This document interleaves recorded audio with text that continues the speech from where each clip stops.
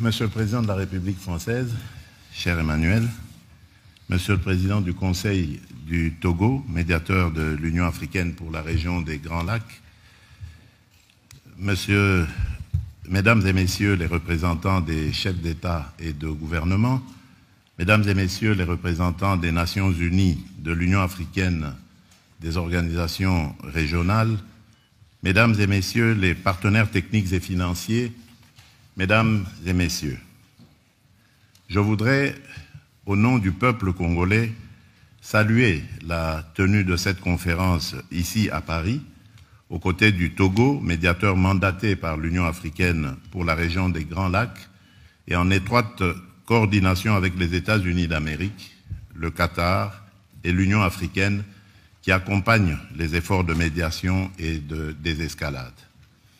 Votre présence est un acte politique, mais aussi et surtout un acte moral. Elle signifie que la souffrance humaine qui ravage l'Est de la République démocratique du Congo n'est pas ignorée. Elle signifie que la paix et la dignité des peuples des Grands Lacs engagent la communauté internationale tout entière. Car si nous sommes réunis aujourd'hui, c'est d'abord pour répondre à une triple urgence. L'urgence humanitaire, l'urgence sécuritaire et plus encore l'urgence de la paix. Mais notre responsabilité va au-delà de la gestion de l'immédiat. Il s'agit de jeter les bases d'une stabilité durable fondée sur 3 piliers indissociables.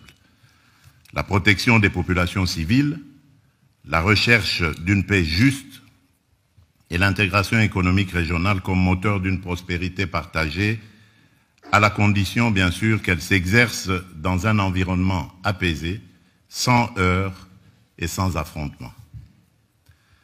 Mesdames et Messieurs, depuis plus de 30 ans, l'Est de la République démocratique du Congo saigne d'une plaie qui n'a jamais été refermée.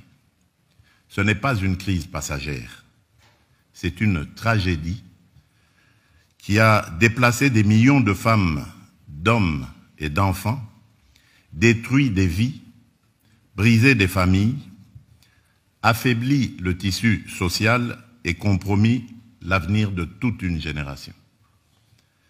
La République démocratique du Congo fait aujourd'hui partie des pays les plus durement frappés par les déplacements internes, avec des millions de personnes contraintes de fuir les violences, notamment dans les provinces du Nord et du Sud Kivu.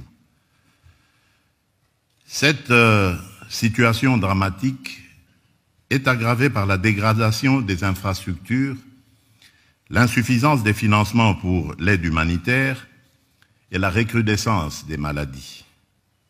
Les besoins sont immenses et immédiats.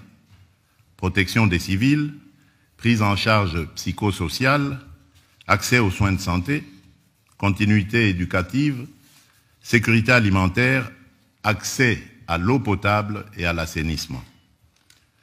Les données sont accablantes. En 2024, 26 millions de personnes en République démocratique du Congo étaient en situation d'insécurité alimentaire aiguë et près d'un enfant sur 2 de moins de 5 ans souffrait de malnutrition chronique. À la 45e semaine épidémiologique de 2024, 445 zones de santé sur 519 avaient déjà rapporté des cas de choléra et ou de Mpox. Ces chiffres ne sont pas des abstractions statistiques. Ils décrivent une urgence humanitaire absolue. La crise humanitaire en République démocratique du Congo est liée directement à des actions militaires menées par le groupe armé AFC M23, soutenu sur les plans logistiques, financiers et opérationnels par le Rwanda en violation flagrante de la souveraineté nationale et de l'intégrité territoriale de mon pays. Cette réalité est aujourd'hui documentée et reconnue, et elle a été rappelée par la résolution 2773 du Conseil de sécurité des Nations Unies, qui exige le retrait immédiat et inconditionnel de l'AFC M23 de toutes les zones qu'il occupe, y compris les centres urbains stratégiques, ainsi que le retrait des forces rwandaises du territoire congolais. Cette résolution n'est pas une opinion diplomatique.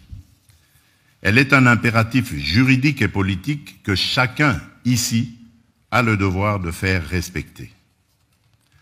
Mesdames et messieurs, depuis le début de cette année, les violences se sont intensifiées avec une brutalité rarement atteinte. Les offensives menées par le M23, l'AFC M23, dans des zones densément peuplées, ont provoqué des affrontements meurtriers et des déplacements massifs.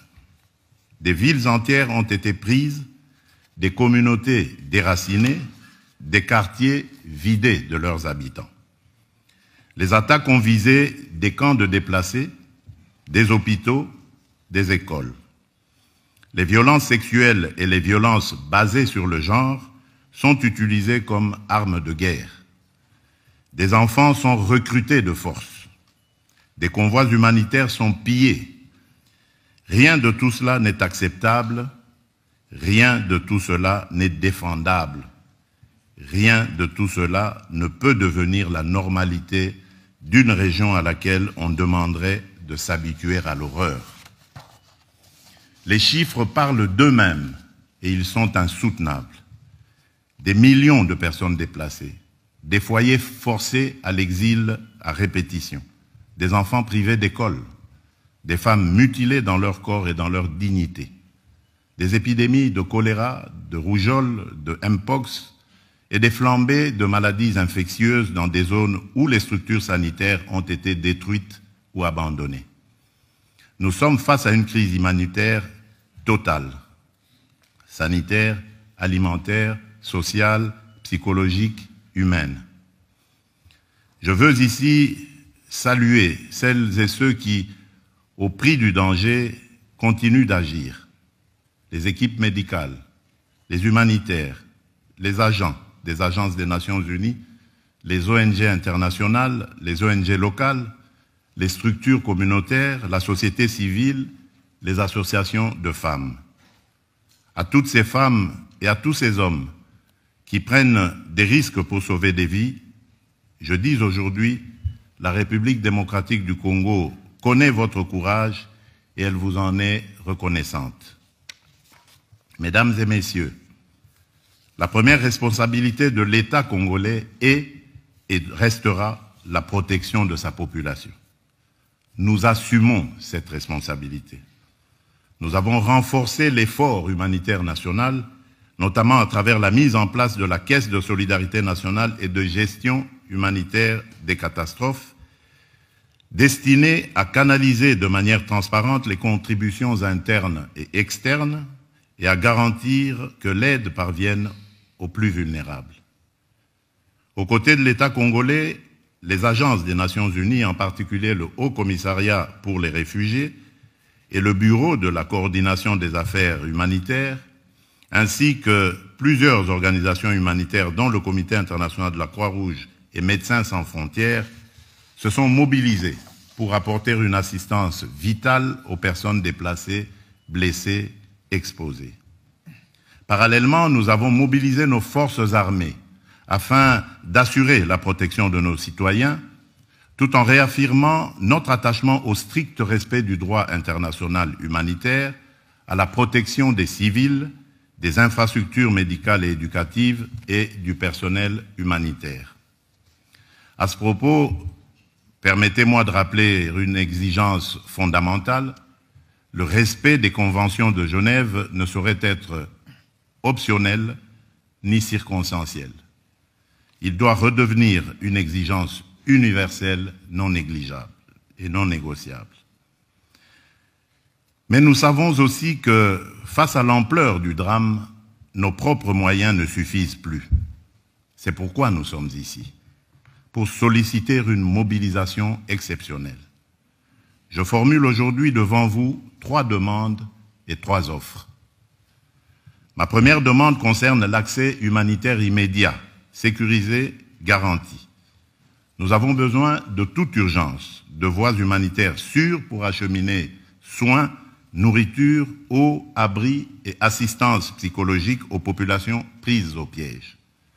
À ce titre, je propose l'établissement d'un corridor humanitaire aérien strictement encadré, permettant le transport des médicaments, des denrées essentielles et la rotation du personnel humanitaire, y compris vers les zones actuellement les plus exposées.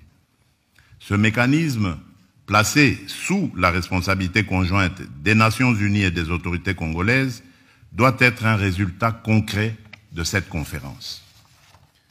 Ma deuxième demande est un plaidoyer pour un financement massif, rapide, traçable. Le plan de réponse humanitaire des Nations Unies pour l'année 2025 prévoyait une enveloppe de 2,24 milliards de dollars américains destinée à l'assistance vitale de plus de 20 millions de personnes en République démocratique du Congo, dans un contexte déjà marqué par la fragilité et les besoins chroniques, avant même la reprise des hostilités. Ce plan demeure sous-financé. Et chaque jour sans financement, ce sont des vies perdues. Je demande donc un engagement financier additionnel, ciblé, prévisible, qui permette de traiter les besoins vitaux, santé d'urgence, sécurité alimentaire, abri pour les déplacés, protection des survivantes de violences sexuelles, accès à l'eau potable. Ce financement ne doit pas être vu comme une aide ponctuelle, mais comme un investissement pour empêcher l'effondrement humanitaire d'une région stratégique pour la paix du continent. Ma troisième demande touche à l'alignement politique. Je souhaite que chaque partenaire ici présent, chaque État, chaque organisation régionale ou internationale s'engage à soutenir l'application effective de la résolution 2773 du Conseil de sécurité et à appeler clairement et sans ambiguïté au retrait de l'AFCM 23 des zones qui l'occupent et au retrait des forces étrangères non invitées du territoire congolais.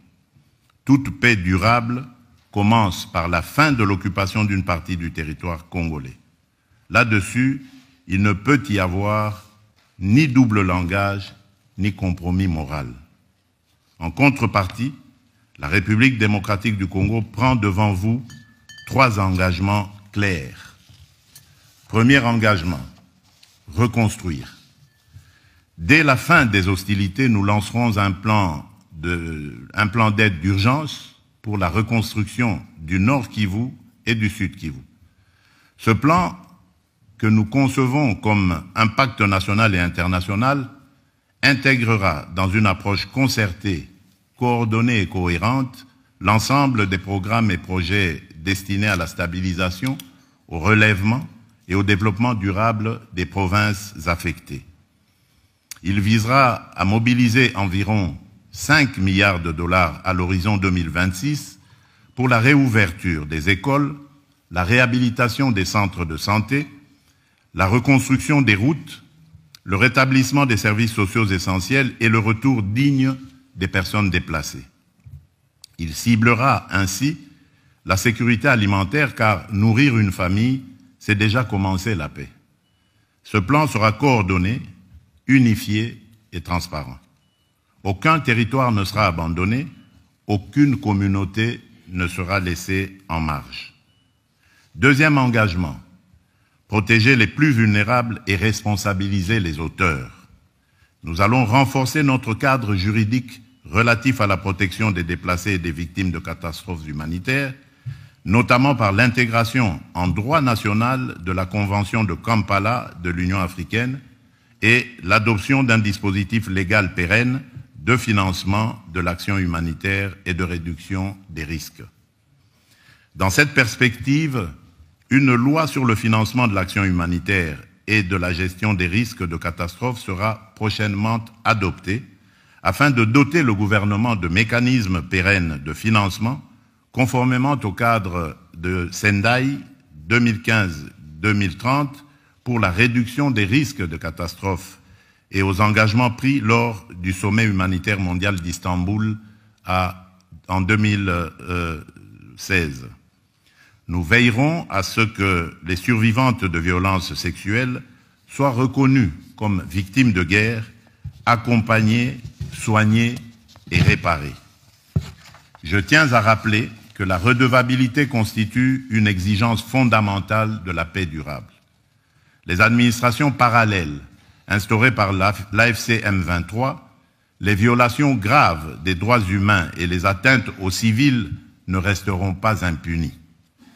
Des poursuites seront engagées dans le respect du droit international contre tous ceux qui se rendent coupables de crimes à l'encontre du peuple congolais. Troisième engagement, transformer la crise en levier de stabilité régionale. Nous ne venons pas seulement demander de l'aide humanitaire, nous venons défendre une vision politique. La paix durable dans les Grands Lacs ne sera possible que si la région choisit l'intégration économique et la prospérité partagée plutôt que le pillage et la prédation. L'avenir de la région ne peut pas être fait de trafics transfrontaliers illégaux d'or, de coltan ou de cobalt, alimentant des groupes armés. Il doit être fait de coopération économique formelle, d'infrastructures interconnectées, d'industrialisation locale, de valeur ajoutée créée sur le continent et d'opportunités offertes à la jeunesse. C'est cela, la paix durable. La sécurité est nécessaire à la prospérité. Mais la prospérité, elle aussi, est une condition de la sécurité. Mesdames et messieurs, ce qui se joue ici à Paris dépasse les frontières de la République démocratique du Congo. Il s'agit de savoir si la communauté internationale est prête à protéger des vies civiles aujourd'hui, pas seulement à commenter leur sort demain. Il s'agit aussi de savoir si nous sommes capables de reconnaître que la paix n'est pas un geste charitable, mais un investissement collectif dans la stabilité d'une région entière de l'Afrique centrale et orientale au cœur des équilibres du continent. Je voudrais, en terminant, m'adresser non seulement au gouvernement, mais au peuple français, au peuple togolais, aux peuples africains, aux peuples amis, à tous ceux qui nous écoutent. Je vous demande une chose simple, ne détournez pas le regard. Derrière chaque statistique que nous citons aujourd'hui, il y a un enfant qui dort sous une bâche au lieu d'un toit. Il y a une mère qui a fui sans rien emporter d'autre sauf la main de son enfant.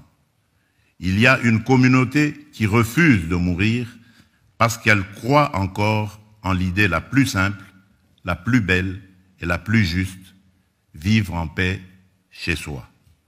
Ce que nous demandons, c'est la vérité. Ce que nous demandons, c'est la justice. Ce que nous demandons, c'est la paix, une paix durable. La République démocratique du Congo prend ses responsabilités. Nous vous demandons aussi de prendre les vôtres. Je vous remercie.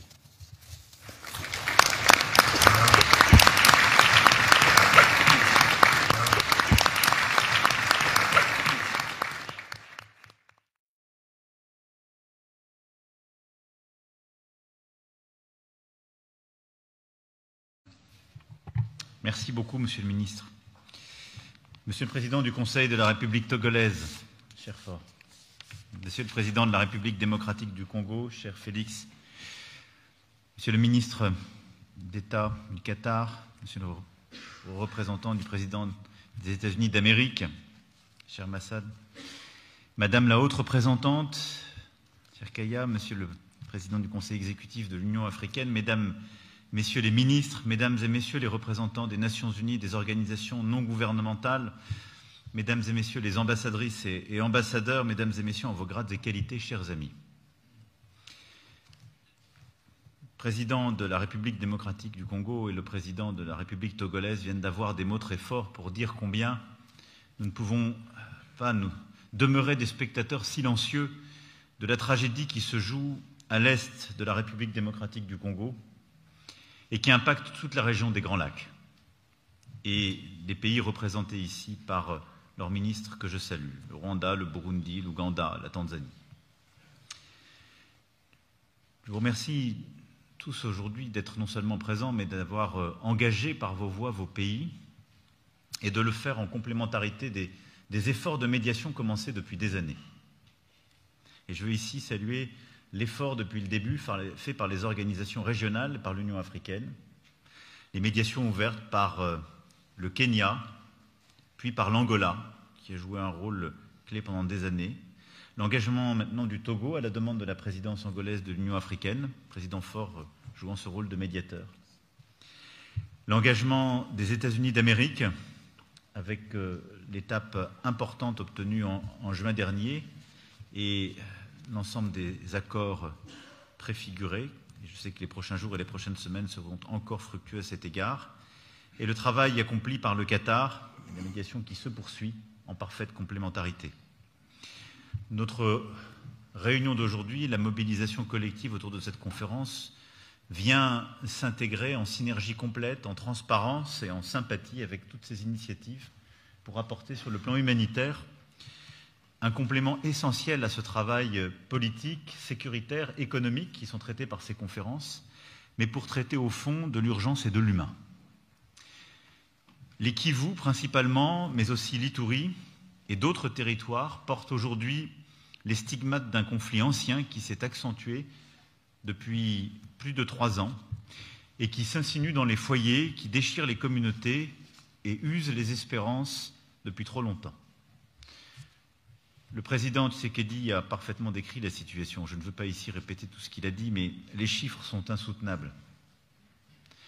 1 million de nouveaux déplacés depuis le début de l'année, parmi 6 millions d'êtres déjà déracinés. Des centaines de milliers de réfugiés en République démocratique du Congo et dans les pays voisins qui aspirent à revenir dans leur foyer. Près de 28 millions de personnes en insécurité alimentaire. Une femme violée toutes les 4 minutes et un enfant toutes les 30 minutes. Ces chiffres ne sont pas des statistiques. Ce sont les déchirures d'une humanité blessée, des cris que personne ne veut ignorer. Et derrière le chiffre, il y a des vies, des visages, des familles, des destins suspendus, des femmes et des enfants, premières victimes de cette guerre sans fin. Des jeunesses entières privées d'avenir, privées de paix, et des populations dépouillées des biens les plus essentiels. Et pourtant, malgré tout, malgré la douleur, malgré la lassitude, les peuples des Grands Lacs témoignent d'un courage admirable, d'une résilience qui force le respect. Et c'est cette force morale qui nous oblige, leur dignité même qui nous commande d'agir. C'est pourquoi, avec le président Faure Gnassingbé, que je remercie de sa présence et de son engagement, nous avons voulu cette conférence. Parce que la crise à l'est de la République démocratique du Congo ne saurait être enterrée dans la grande fosse commune des tragédies d'un monde saturé de souffrances, de famines qui réapparaissent, d'épidémies qui se propagent, de guerres qui renaissent, parfois là où la paix semblait acquise. Mais il ne peut y avoir de hiérarchie dans la douleur ni de double standard dans la solidarité. Et la singularité de cette crise ne doit pas s'éteindre par désespoir, mais devenir plutôt le point de départ d'un sursaut collectif, celui auquel vous venez de nous appeler. Monsieur le Président, cher Félix. La guerre à l'est du Congo interroge en effet notre conscience, non pas là-bas et loin, mais ici et maintenant. Elle engage notre humanité, car c'est aussi là, dans ces terres meurtries, que se joue le respect du droit international, de la dignité humaine, de nos valeurs communes, de la crédibilité qui est la nôtre, comme nous sommes à juste titre si engagés dans tant de conflits. Et aucun d'entre eux ne peut justifier que nous puissions nous détourner une seconde de ce qui se joue aujourd'hui dans les Grands Lacs. Je veux ici resaluer tous les efforts faits par la communauté internationale et les médiations, redire aussi combien les Nations Unies se sont mobilisées, y compris cette année encore, avec des résolutions précitées par mes 2 collègues, en particulier la résolution 2773. Et je veux redire à nos amis congolais et rwandais combien les pas qu'ils font vers les uns et vers les autres sont essentiels, courageux et indispensables. La paix ne peut se construire que dans le dialogue, dans la volonté, dans le courage, mais elle ne saurait être durable si les populations en sont absentes. Il ne peut y avoir de paix sans protection des civils, pas de réconciliation sans justice, sans réparation et sans trouver un modèle vertueux aussi de production économique, comme l'a très bien détaillé le président Faure à l'instant. Cette conférence humanitaire poursuit 3 objectifs simple et clair. D'abord, faire entendre les voix du terrain, celles de la société civile, des organisations non gouvernementales, des agences onusiennes, des femmes et des hommes qui, chaque jour, au péril de leur vie, soignent, nourrissent et protègent. Et je veux ici les remercier de cet engagement, du rôle joué, y compris lorsqu'on a beaucoup moins parlé de ce conflit. Ensuite, notre devoir est de mobiliser des financements à hauteur de l'urgence. Le plan de réponse des Nations Unies, vous l'avez évoqué, Monsieur le Président, de plus de 2 milliards d'euros initialement envisagés, est aujourd'hui, était ce matin, financé à seulement 16%, ce qui ne pouvait demeurer en l'état. Aujourd'hui, ensemble, nous avons franchi une étape et je suis fier d'annoncer que vous avez collectivement mobilisé plus de 1,5 milliard d'euros d'assistance pour les populations les plus vulnérables. Merci à vous toutes et tous de ces engagements.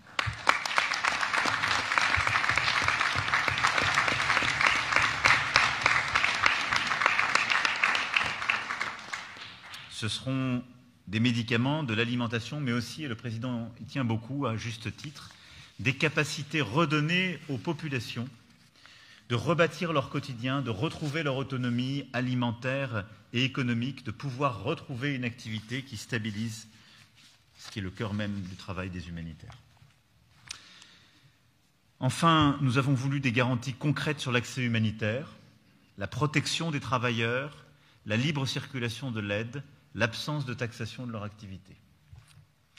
Des voies, des moyens, des résultats, voilà les 3 piliers de notre engagement. En disant tout cela, je veux saluer avec beaucoup de force le courage des humanitaires, ceux qui documentent les crimes, pensent les blessures et redonnent espoir, ceux qui, chaque jour, prennent le risque de leur vie pour sauver celle des autres. 13 d'entre eux ont été tués depuis janvier. 13. Et en me félicitant de l'aide mobilisée aujourd'hui, je veux dire à leurs proches, à leurs équipes, notre reconnaissance et notre solidarité. Nous devons protéger ces femmes et ces hommes comme on protège un trésor d'humanité. C'est le droit international qui nous y oblige. C'est notre devoir moral et notre dignité qui nous y conduit. S'agissant de l'accès humanitaire, je veux aussi annoncer ici qu'à l'issue de nos échanges, et pardon de vous avoir fait un peu attendre, nous avons acté, devrait dans les prochaines semaines, à la réouverture de l'aéroport de Goma pour des vols humanitaires de jour, de petit gabarit, compte tenu des contraintes logistiques. Ces accès sont indispensables, ils seront faits dans le respect de la souveraineté congolaise, afin que les premiers vols humanitaires puissent reprendre sans délai, et ils seront également complétés par des corridors humanitaires et des accès humanitaires, par exemple aussi ceux venant depuis le Burundi. C'est un signal concret, attendu, nécessaire pour les populations. Et je sais combien mes amis en charge de la médiation qatari et aux États-Unis d'Amérique sont attachés à veiller au bon respect de cette réouverture et à ce que toutes les conditions puissent l'accompagner. Et je veux vraiment les en remercier au-delà de leur présence. Je sais que les prochains jours, chers amis, seront actifs sur tous ces sujets.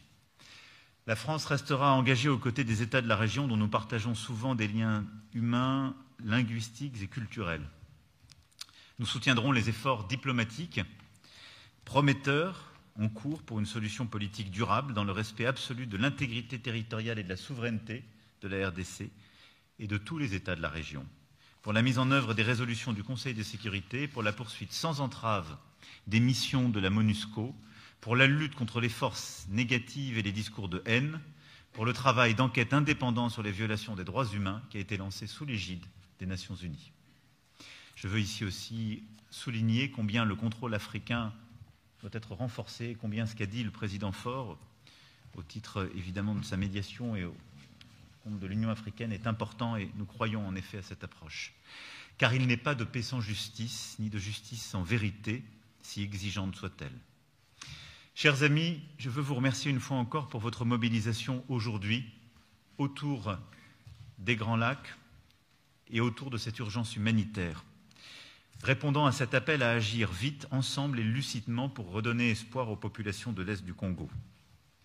Nous devons agir avec humanité pour elles, pour toutes les populations de la région des Grands Lacs, avec courage et avec cette conviction que notre responsabilité collective est engagée. Et pour conclure, si Félix me le permet, je voudrais citer les mots de Patrice Lumumba. « À mes enfants que je laisse et que peut-être je ne reverrai plus, je veux qu'on dise que l'avenir du Congo est beau. » À celui qui croyait que la liberté, la dignité et la justice étaient indissociables, vous avez tous ensemble dit ce soir que nous chercherons à être fidèles à cet idéal, fidèles à cette espérance et déterminés à faire advenir un avenir pacifié et prospère pour les peuples des Grands Lacs. Merci infiniment pour votre temps, votre engagement. Je vous remercie.